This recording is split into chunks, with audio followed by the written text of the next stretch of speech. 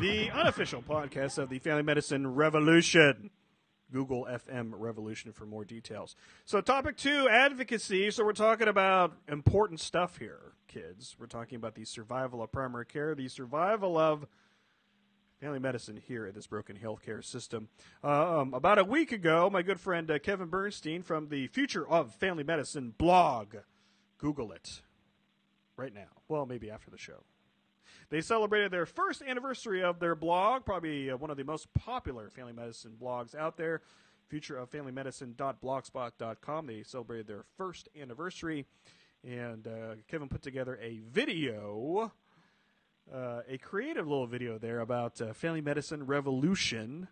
I'd play it here, but it's all audio. I mean, it's all visual, you know, that they have messages on there, and it's music in the background, so I can't play it here. But it has picked up a lot of steam in the family medicine community. I've seen at least 20 or 25 links on Facebook.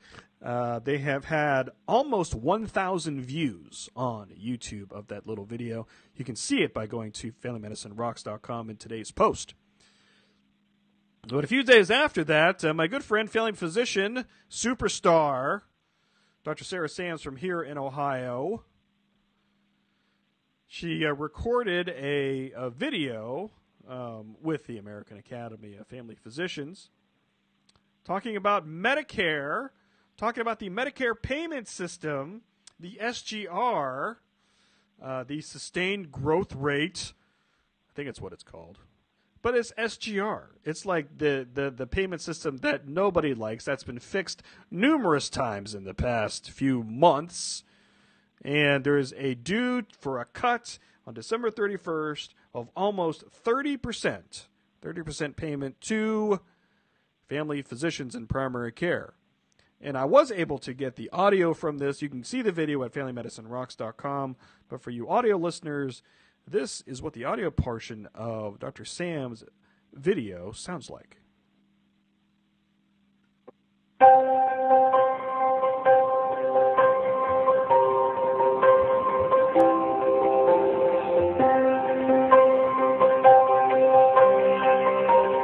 Hi, I'm Dr. Sarah Sams.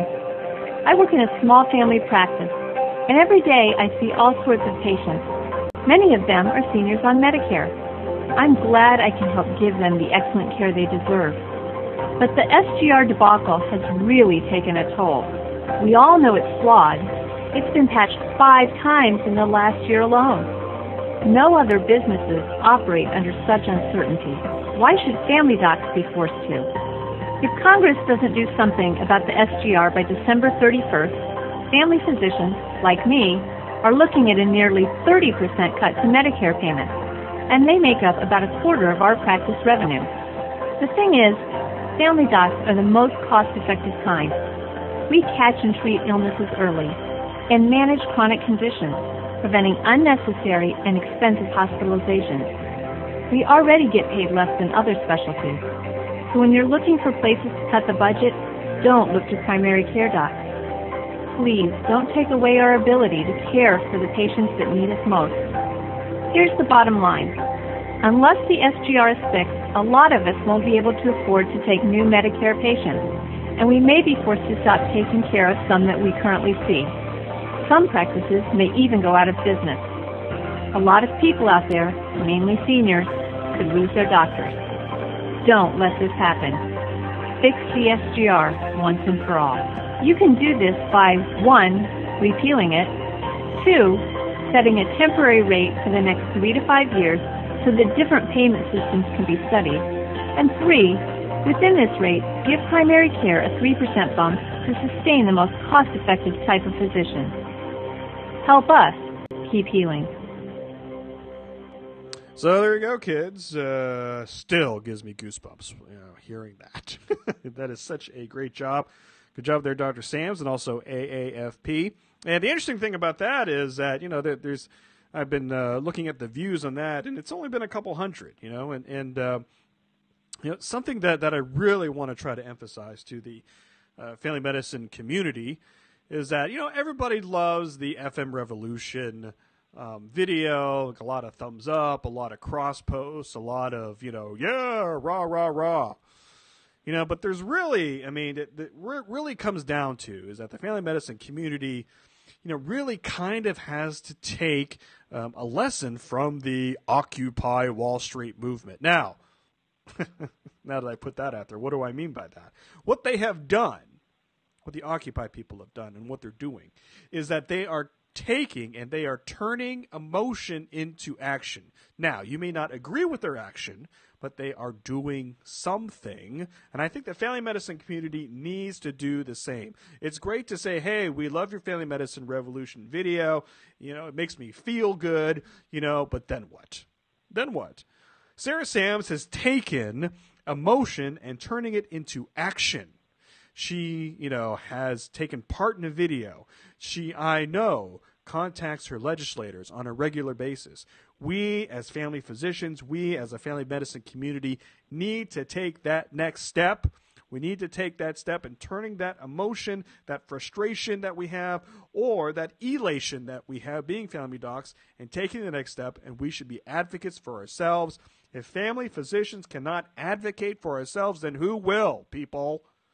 So I encourage you, especially with this SGR, whatever you want to do on Twitter, I've seen people say, fix SGR, hashtag, repeal SGR, hashtag, eject SGR, hashtag, however you want to do it. Get out there, use social media to be an advocate for our specialty.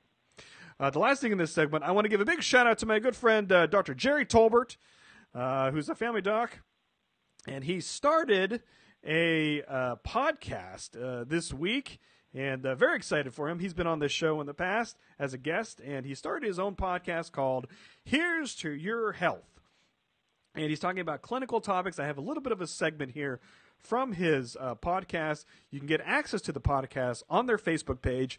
You search for Total Access Physicians on Facebook, or you can go to FamilyMedicineRocks.com in the show notes for this show to get access to their Facebook page. In this brief segment here, well, actually not brief segment, but in this segment here, he's talking about what he wants to try to do with the Here's to Your Health podcast. Here's my good friend, Dr. Jerry Tolbert. This podcast, hopefully, over the next few days, weeks, and months, will metamorphosize into something that is incredibly patient-centered. The goal of this podcast is to answer your questions, to discuss things that are pertinent, that are in the news right now, or that are public health topics that are very important. Just like yesterday's episode was about influenza and the influenza vaccine, I hope to discuss several things that are pertinent to day-to-day life and day-to-day well-being. One of the other things that the articles mention, and this is also very, very important, is that a lot of times the information posted by patients or the information that already exists, some of the patient education information, videos on YouTube and those kinds of things that are already out there, that are on YouTube or that are on the web, can be misleading or even incorrect. And that's a very important point. And it's also something that, as physicians, we're going to have to really step up and kind of take the lead on, not only dispelling those myths, which is one of the things I'm going to be doing in this podcast, but also providing appropriate information in a setting and in a format that's easy for people to access. I'm going to start in the lighter notes of my podcast, including the links, or at least the URLs for the articles that I'm using to put them together, and for the citations that I'm using, if it's coming out of textbooks or if it's coming off of websites that are public accessible. And I want to make this as transparent as possible. I want people to understand that this isn't just me rambling on about these topics. This is actually me talking about these things from a researched background. I don't want this to be something that becomes a rant fest. That's not to say that it won't include my opinions about certain things, but I do want to be very scientific, and I want to be research and evidence-based in what I'm talking about. So There's a lot of good information out there, and sometimes it's just hard to get your hands on. So my goal is to make it more accessible to you as a patient, or to you as a clinician, or to you as a person, and to allow you to ask questions that you may have or that you may have seen information about. If you see something on the internet and you wonder, is this real, or is this a medical fact, or is this a medical myth? Go ahead and send me a text message if you know me personally. You can send me a direct message on Twitter at DrTolbert, at Dr. Tolbert. That's my Twitter handle. Or you can find me on Facebook. However you feel led to contact me. It's okay. I will try my best to keep up with all of those questions, and most of them, if they're something that I can get a lot of good background information on, will become eventually podcasts on this feed. One of the things that this article points out, and it's one thing that I want to end with here, is that, and I'm quoting, "The internet and social media are not going away. YouTube is a powerful platform to deliver and receive healthcare information, but healthcare providers and professional societies need to provide more educational and efficient materials using this powerful tool to counteract misleading information." That's my goal. That's my mantra.